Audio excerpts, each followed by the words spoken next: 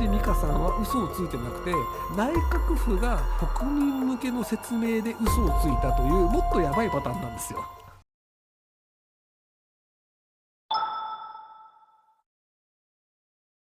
インフラ値上げの正体と、先日内閣府が出した再生エネルギーの使用に中国の国有電力会社の透かしが連乗しました。北海道の水源は中国人に代われて公的な個人情報を中国人の職員が流出させますが、中国が日本と戦わず侵略するにはインフラを乗っ取って値上げするのでしょうか。乗っ取って値上げするかどうかは別にして、ただインフラというのを持っていくと基本的にはずっとお金が手に入るのでお得だよね。で、インフラを抑えていくと値段を稼いであげることもできたりするので、なのでエネルギーインフラを他国に抑えられないというのは通常の国家であればすごく重要なことなんですよ。なのでシンガポールもマリーナベイサンズって呼ばれてるところ、マリーナベイっていうの、あそこもともと海だったんですけど、であれを全部せき止めて川から来る水を受け止める純水にすることで水の供給というのをシンガポール内で何とかしようとしたっていうのがあるんですよ。もともとシンガポールって水すら自分の国では供給できなかったマレーシアから買ってたんですけど、でそこでマリーナベイサンズを水がめにするんだったりとか、海水を水に変えるっていう研究とかをやっていて、で割とそれもうまくいっていて、海水を水に変える研究は他の国にも売ってたりするらしいですよ。なのでインフラを抑えるというのはすごく重要なことなんですけども、なぜかやらないんですよね、日本の国の偉い人たちは。でその中国の透かしがなんで入ってたか問題は答えは分かんないんですけど、ただでも大林美香さんでしたっけ、あの人が明らかにその中国のなんかパワポのテンプレートを使ってたというのは事実だと思うんですよね。で内閣府が嘘をついて説明をしたということが僕は結構問題だと思っていて、もともと中国の資料をコピペして使っただけですっていうのが正しいのであれば、それはコピペしたページにだけ透かしがあるはずなんですけど、全ページに透かしがあったんですよね。じゃあ全ページに透かしがあったということはテンプレートそのものを中国のものを使ってるよね。なのでコピペしましたという説明とは違うよね。で内閣府が虚偽の情報を流したということが僕は問題だと思ってるんですよ。大林美香さんに騙されたのであるっていう説であれば、ふざけんな大林美香っていうことで、今度はじゃあその内閣府に対して嘘の説明をするような人が政府に関わるような仕事をしてるのはよろしくないよねっていう、すごく当たり前の話になると思うんですけど、っていう形で処分が出るはずなんですよ。でも今のところ処分が出てないとすると、大林美香さんが嘘をついてもお咎めなしのパターン、もしくは大林美香さんは嘘をついてなくて内閣府が国民向けの説明で嘘をついたというもっとやばいパターンなんですよ。国民に対して嘘をついてもいいよねというふうに内閣府が判断して発表したっていうのってもっとまずいと思うんですよね。小林美香さんっていう個人の民間人が嘘をつきましたとかであれば、嘘つく人が政府の院に行くことはそれはあるよね、割合の問題だよねなんですけど、内閣府として国民に対して嘘の説明をするという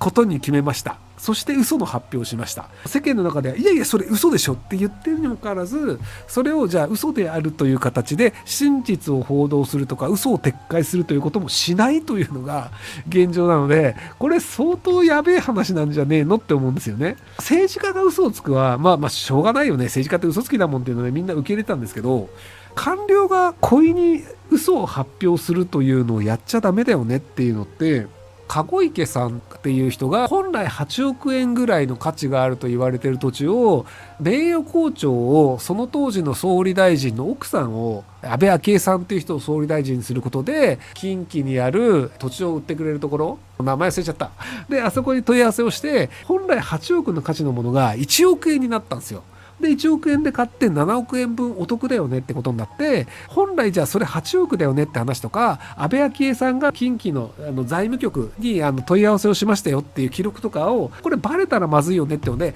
バンバン資料を消してったんですよ。でその資料を消すというのを具体的にやらされた職員というのが赤木さんという人で、赤木さんは両親の呵責に耐えかねて自殺したんですよっていう事件があって、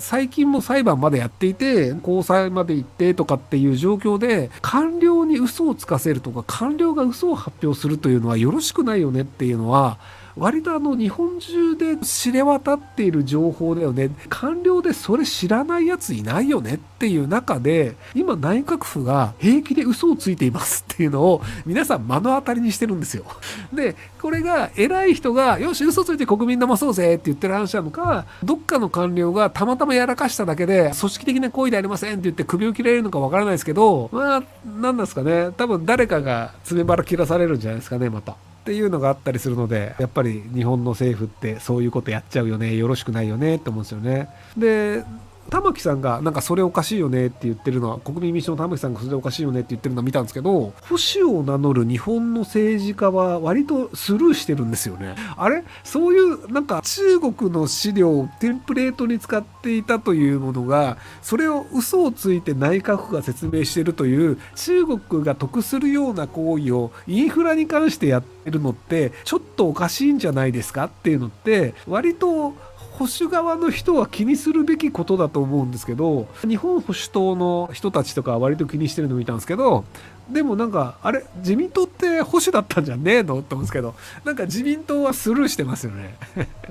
なのでそういうところでやっぱこう聞こえないみたいな感じになっちゃってるなって感じがしますよね。はい、国政選挙について教えてください。過去に民主党が政権を取った際にうまくいかなかった記憶から自民党しかダメなのではと思い自民党ばかりに投票してきました。でも最近ひろゆきさんの YouTube を聞くようになり間違ってるかもと思いました。政権を取らないにしても与党議員を増やすメリットを教えてください。例えばその今自民党が単独で確か衆院とか通せると思うんですけど、野党と話し合いをしなくても法案が通せるとなってしまうと、野党的な考えとかを無視しても別に何の問題もないんですよ。例えばじゃあ岸田さんがひどいことをしました。で、岸田さんじゃなかったとしても裏金とかもらいまくりました。でも別に法案通るんですよ。なので別に裏金通っても俺たちの法案通るじゃん。じゃあ裏金もらってもいいじゃんってなっちゃうんですよ。で、現状じゃあ裏金を取った政治家たちに自民党としてペナルティを上げるかっていうと、特にペナルティはないじゃないですか。派閥を解散とか別に何もしないじゃないですか。っていう形で単独で法案を通せないぐらいの状況ってなると、じゃあ他の野党とちゃんと相談しなきゃいけないよねっていう話になって、他の野党が納得できる形に、例えばじゃあたまたまじゃあ自民党が半数を抑えてませんでしたと。法案を通したい。で、そのためには野党に10票はもらわなきゃいけないと。そうすると野党の方が政治審理倫理委員会とかじゃなくて第三者委員会を立ち上げて裏金の追及をして、で公式にどうするかっていうのを決める第三者委員会を作ってくれたら法案を通しますよっていう形になったら、岸田さんとしては法案通したいので、じゃあ第三者委員を作りますよってなって、結果として第三者委員会でいろいろ調査をして裏金の人たちっていうのをある程度罰則を与えるっていうのも可能になるかもしれないですよね。第一党は自民党でもいいんですけど、過半数を持たせないという方が、自民党が何かをやらかした時に自民党だけで物事が決められなくなるっていう形で、自民党以外の人たちの意見を聞かざるを得ないっていう状況になるので、議席はもうちょっと減った方がいいんじゃないかなと思ってます。数々の議員と対談をされているひろゆきさんですが、日本の少子高齢化を止めないと日本人が減り続けるのは分かってないということですか。やはり高齢者は自分のことしか考えないんですか。私は私の子供が高齢者が食い物になる割合を減らしちゃうんですが、どうなんですか。であればもう日本以外の国に行った方がいいと思いますよ。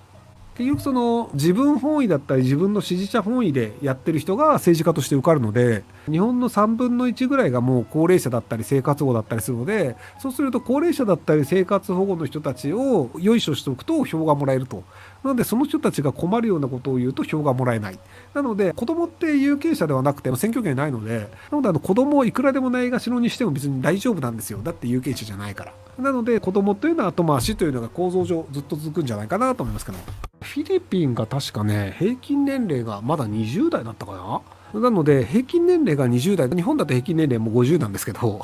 平均年齢20代の国だとやっぱり政治家も若いし、未来の人たちとか20代の人たちがどう幸せになるかっていうのを考えるんですよ。でも日本の閣僚の平均年齢が65歳とかだったと思うんですけど、65歳だとその子供ももう40代後半だったりするんですよね。なので孫世代がようやく20代なんですよ。もうかなり遠いんですよね。なのでそういう感じで昔ながらの考えの政治家という人たちがずっとやっていて、で高齢者もそういう人に投票するので、そういう人が受かり続けるっていうのがあるので、子供に対して報いるような国に行きたいのであれば平均年齢の低い国に取っといくって方がいいんじゃないかなと思いますけども。個人で国を移動することはできても、個人で国の政治家を変えることはできないですからね。ご視聴ありがとうございます。今回の動画はこちらからの切り抜きになります。